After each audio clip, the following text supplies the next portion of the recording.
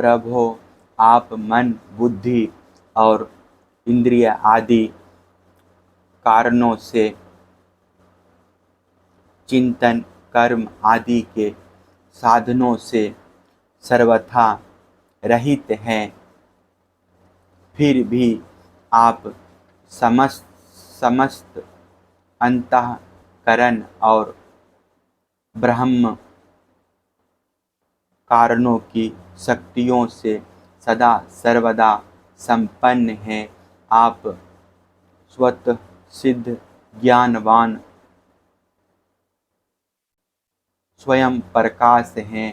अतः कोई काम करने के लिए आपको इंद्रियों की आवश्यकता नहीं है। जैसे छोटे छोटे राजा अपनी अपनी प्रजा से कर लेकर स्वयं अपने सम्राट को कर देते हैं, वैसे ही मनुष्यों के पूज्य देवता और देवताओं के पूज्य ब्रह्मा आदि भी आपने अधिकृत प्राणियों से पूजा स्वीकार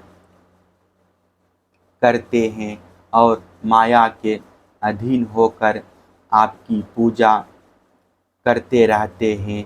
वे इस प्रकार आपकी पूजा करते हैं कि आपने जहाँ जो कर्म करने के लिए उन्हें नियुक्त कर दिया है, वे आपसे भयभीत रहकर वह काम करते रहते हैं।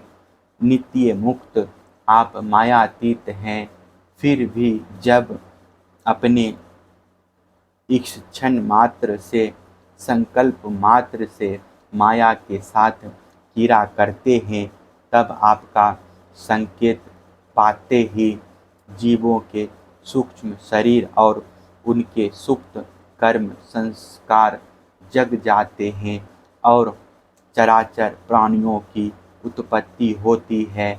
प्रभु, आप परम दयालु हैं। आकाश के समान सब में सम होने के कारण ना तो कोई आपका अपना है और ना तो पराया। वास्तव में तो आपके स्वरूप में मन और वाणी की गति ही नहीं है। आप में कार्य कारण रूप प्रपंच का अभाव होने से ब्रह्मा दृष्टि से आप शून्य के समान ही जान पड़ते हैं, परंतु उस दृष्टि के भी अधिष्ठान होने के कारण आप परम सत्य हैं। भगवान, आप नित्य एक रस हैं। यदि जीव असंख्य हो और सबके सब नित्य एवं सर्वव्यापक हो, तब तो वे आपके समान ही हो जाएंगे। उस हालत में वे शासित हैं और आप शासक, यह बात बन ही नहीं सकती, और तब आपका उनका नियंत्रण कर ही नहीं सकते।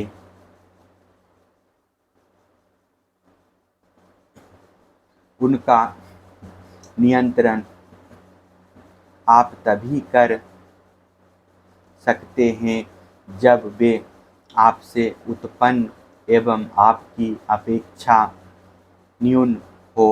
इसमें संदेह नहीं कि ये सब के सब जीव तथा इनकी एकता या विभिन्नता आपसे ही उत्पन्न हुई है, इसलिए आप उनमें कारण रूप से रहते हुए भी उनके नियामक हैं। वास्तव में आप उनमें समरूप से स्थित हैं, परंतु यह जाना नहीं जा सकता कि आपका वह स्वरूप कैसा है, क्योंकि जो लोग ऐसा समझते हैं कि हमने जान लिया, उन्होंने वास्तव में आपको नहीं जाना। उन्होंने तो केवल अपनी बुद्धि के विषय को जाना है जिससे आप परे हैं, और साथ ही मति के द्वारा जितनी वस्तुएं जानी जाती है वे मतियों की भिन्नता के कारण भिन्न भिन्न होती है। इसलिए उनकी दुष्टता एक मत के साथ दूसरे मत का विरोध प्रत्यक्ष ही है। अतएव आपका स्वरूप समस्त मतों के परे हैं।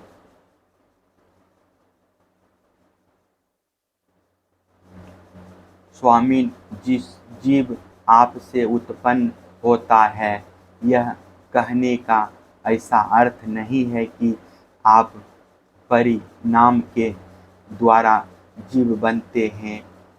सिद्धांत तो यह है कि प्रकृति और पुरुष दोनों ही अजन्मा हैं, अर्थात उनका वास्तविक स्वरूप जो आप हैं कभी वृत्तियों के अंदर उतरता नहीं, जन्म नहीं लेता।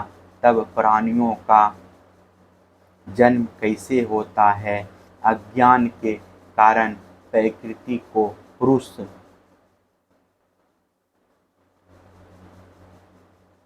और पुरुष को प्रकृति समझ लेने से एक का दूसरे के साथ संयोग हो जाने से, जैसे बुलबुला नाम की कोई स्वतंत्र वस्तु नहीं है, परंतु उपादान कारण जल और निमित्त कारण वायु के संयोग से उसकी सृष्टि हो जाती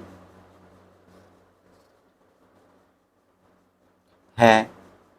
प्रकृति में पुरुष और पुरुष में प्रकृति का अध्यास एक में दूसरे की कल्पना हो जाने के कारण ही जीवों के विविध नाम और गुण रख लिए जाते हैं। अंत में जैसे समुद्र में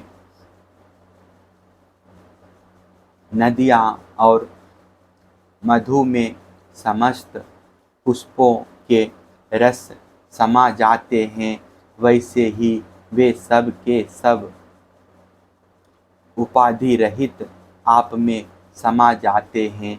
इसलिए जीवों की भिन्नता और उनका पृथक अस्तित्व आपके द्वारा निमित्त है।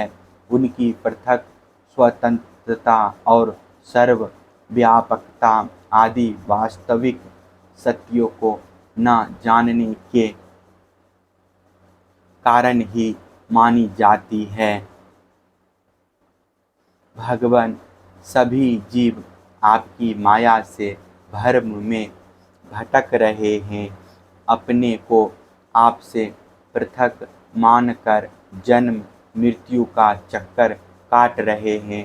परंतु बुद्धिमान पुरुष इस भ्रम को समझ लेते हैं और संपूर्ण भक्ति भाव से आपकी शरण ग्रहण करते हैं, क्योंकि आप जन्म मृत्यु के चक्र से छुड़ाने वाले हैं। यद्यपि शीत, ग्रीष्म और वर्षा इन तीन भागों वाला काल चक्र आपका भूमि विलास मात्र है, वह सभी को भयभीत करता है, परंतु वह उन्हीं को बार बार भयभीत करता है जो आपकी शरण नहीं लेते।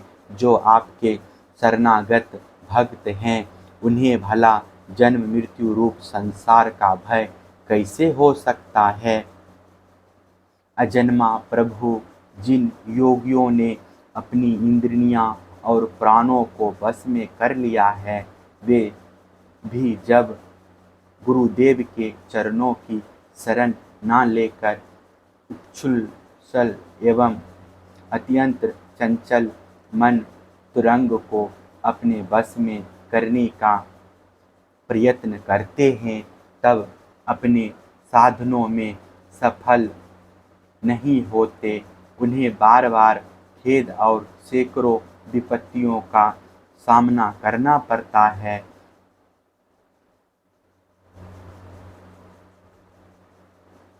केवल शर्म और दुख ही उनके हाथ लगता है। उनकी ठीक वही दशा होती है जैसी समुद्र में बिना कर्णधार की नाव पर यात्रा करने वाले व्यापारियों की होती है। तात्पर्य यह कि जो मन को वश में करना चाहते हैं उनके लिए कर्णधार गुरु की अनिवार्य आवश्यकता है।